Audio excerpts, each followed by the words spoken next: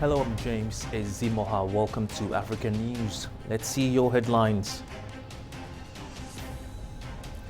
Nigeria confirms high-level delegation to meet U.S. officials over security cooperation. Students and police clash in Senegal over unpaid stipends. And low turnout dampens the mood at Mali's flagship craft fair.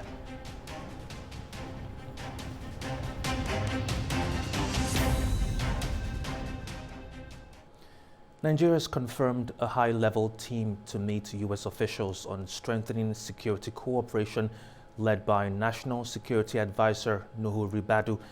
The talks come as Washington raises concerns about rising violence, while many Nigerians cautiously welcome deeper engagement to help confront the country's widening security challenges. The Nigeria Working Group is part of measures to deepen collaboration in tackling security challenges in Nigeria. The initiative is the product of an agreement reached during a recent trip to Washington, D.C. by a Nigerian delegation to reduce tension between both countries after U.S. President Donald Trump had threatened military action in Nigeria over what he alleged to be genocide against Christians. We believe National Security Advisor Nuhu Ribadu is leading the Nigerian delegation and will be joined by the country's Ministers of Defense, Foreign Affairs, Interior and Humanitarian Affairs. Also on the team are the heads of the Nigerian Military Intelligence Agency and the police, among others. Some analysts say the approach is the right way to go. So there are a lot of things that Nigeria particularly can gain, especially when it comes to cross-border security, some humanitarian issues like the ones that we have in IDP camps, and then, of course, security generally in dealing with the bandits or terrorists that we have in Nigeria. It's a welcome development because no country is an island. And when you look at human rights issues and you look at the Sustainable Development Goal, which is about people, planet, and peace, I think this is about the last SDG goal, that's partnership. I think this is just about collaboration, and Nigerians going there will also give a true picture of what is happening here in Nigeria. The details on the specific issues the Joint Committee will work on are yet to be released. But there are indications the agenda has already been set. Warfare right now depends on drones. And there are different kinds of intelligent drones that we have right now. The ISR is a very, very important one. That's the one that gathers intelligence and does surveillance and, of course, reconnaissance. And the United States have a lot of these. And if they are going to help us and deploy some of them in Nigerian airspace, I think we'll be able to change that battlefield and get rid of this terrorism once and for all. President Tinubu has mandated the Nigerian team to work closely with their U.S. counterparts to ensure smooth operationalization of all agreements across sectors. Around the country, the issue is a hot topic. Many in the country are following all these latest developments keenly and have voiced their support for increased collaboration between Washington and Abuja to address Nigeria's insecurity problems. They're cautiously optimistic the Joint Working Group could eventually come up with a lasting solution to the West African nation's worrying and ballooning security crisis. Nigeria, DG. 2 weeks after one of Nigeria's worst school kidnappings, families remain without answers as more than 250 children are still missing. Confusion over numbers, slow registration, and limited communication have deepened the crisis as communities say the trauma is renewing fears about safety, education, and rising violence. Parents in northern Nigeria are still waiting for news after hundreds of children and staff were abducted from St. Mary's Catholic boarding school. The attack has reignited national concern over persistent insecurity, widening gaps in education, and the government's struggle to stop mass kidnappings. Local church leaders say authorities have assured them that the children are safe and efforts are underway to bring them home. They will come back and that they shouldn't lose hope.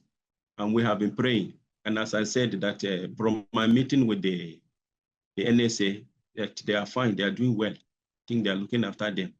So they are fine. It's a matter of time they will be reunited.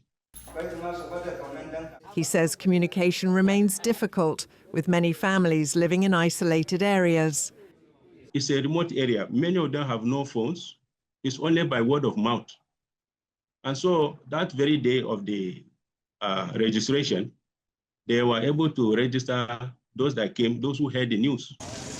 Residents say the parents of the missing children are worried and the government should do more to bring them back home. When the Chibok abduction came to play in 2014, we were still, it's still fresh for Nigerians. It's something very new for Nigerians. It's something that one might not really even understand. For an average Nigerian, even the word abduction does not exist in his vocabulary. They are in the bush. We don't know the condition they are in, what they are eating, what they are drinking, how are they sleeping, and their parents are worried, even worse. We don't know what we're going. Now the school is even closed. All of our children are sitting at home. They are just roaming about, and the government did not do anything about it. Parents remain in limbo as no ransom has been demanded. The kidnappers are unidentified, and authorities work to verify the full number of missing children. Violent clashes erupted at Senegal's Cheikh Anta Diop University as students demanding stipends faced police firing tear gas. The unrest comes during severe financial strain, with a soaring debt burden and slow IMF talks fueling public frustration at a time of tightening government spending. Students throw rocks behind makeshift shields, and police respond with tear gas. That was the scene as protesters clashed with law enforcement at Senegal's Cheikh Anta Diop University on Wednesday. The demonstrators were demanding stipends and other financial aid, but faced a government battling economic challenges. A student at the university told Reuters that they were trying to engage in discussions when the police came in. The unrest comes as the West African nation struggles with a severe financial strain and a mounting debt burden. The International Monetary Fund says public debt is equal to 132% of Senegal's gross domestic product. Prime Minister Ousmane Sonko, an alumnus of the university, had pledged to combat unemployment, corruption, and elitism. But he and President Bassirou Diomaye Faye have faced criticism from opposition parties over the government's handling of growing social and economic challenges. An audit initiated by the new administration revealed a wider than reported debt burden and budget deficit inherited from the previous government. In a speech in August, Sonko said he planned to cut public spending and boost revenue to help narrow the budget deficit to 3% of GDP by 2027. That would be down from 12% last year. At the time, he presented an economic recovery plan for Senegal and said the country needed to stand on its own 2 feet. After the audits, the entire national debate revolved around the IMF. The IMF has not disbursed. Will we have a new program with the IMF? Talks with the fund over a new financial program have made slow progress, leaving authorities to deal with mounting public discontent. Mali's flagship craft fair opened with hopes of drawing thousands, but many exhibitors now face empty aisles. Artisans from across the Sahel arrived to showcase made-in-Africa products, holding on to optimism as they wait for visitors amid economic challenges and subdued buying power. They came from across the Sahel and the wider continent to showcase their made-in-Africa crafts. On display in Bamako, handmade products from paintings and leatherwork to traditional fabrics. Let us consume our local products. When you buy from an artisan, you support a craftsman, you support a company, you create a job for a young person, and you strengthen the national economy. Mali's biggest craft fair is a celebrated event across the region. Over the years, it has connected hundreds of thousands of artisans directly with buyers. I just bought some traditional scarves made in Chad. I'm going to use them to cover meals at the table. I want to connect more deeply with my culture. But the stalls at the 6th edition of the Mali International Fair remain quiet. Organizers had hoped to welcome more than 150,000 visitors this year. However, the customers never showed up. At this year's fair, things are not going as we expected. There are no customers. It's already noon and I haven't sold anything. Even though I brought top quality Faso and Fani fabric, this edition is not as successful as previous ones, and that's really bad for us. Handicrafts here is not just art. It accounts for 24% of Mali's entire economy and serves a lifeline for more than 40% of the working population. Worried by this year's low turnout, the fair's General Commissioner points to deeper, long-standing hurdles holding the sector back. We face financing challenges, and banks refuse loans without guarantees. The second challenge is training. The world is evolving rapidly, and we will need adequate equipment, because everything people buy abroad we can't produce here. Many artisans today also lack the space to carry out their work. Back at the stalls, artisans are still optimistic. They hope that buyers will still show up and walk through the gates before the fair closes its doors.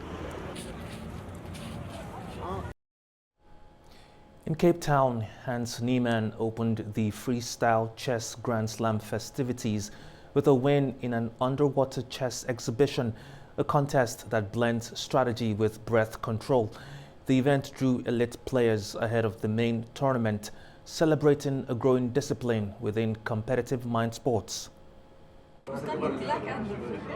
Hans Niemann has won the underwater chess exhibition that launched the Freestyle Chess Grand Slam finals in Cape Town, South Africa. The hybrid event highlights the sport's expanding formats and brings global attention as top players arrive for the main competition. Niemann says adapting to the underwater conditions helped him pressure his opponents. I think I realized that I actually could spend more time underwater. It's a moment just taking my time because I could hold my breath, I felt comfortable. Also putting pressure on my opponents, moving quickly, anticipating their move, looking down so I could immediately make their move. So I just put some pressure, played well, and everything went swellingly. I think that considering how shallow the pool is, if it was perhaps deeper, there'd be more of a physical element that could imbalance not as strong, because I feel in this format, let's say a chess diving professional who's not a top grandmaster, it would be quite easy because it's not sort of physically strenuous enough to, but maybe with a clock, but I don't know, it was a lot of fun, and I enjoyed it. 8 players, including Magnus Carlsen and Fabiano Caruana, will compete as the main tournament gets underway in Cape Town. Well, that's all we have today on African News. Thank you for watching. Stay tuned to A News.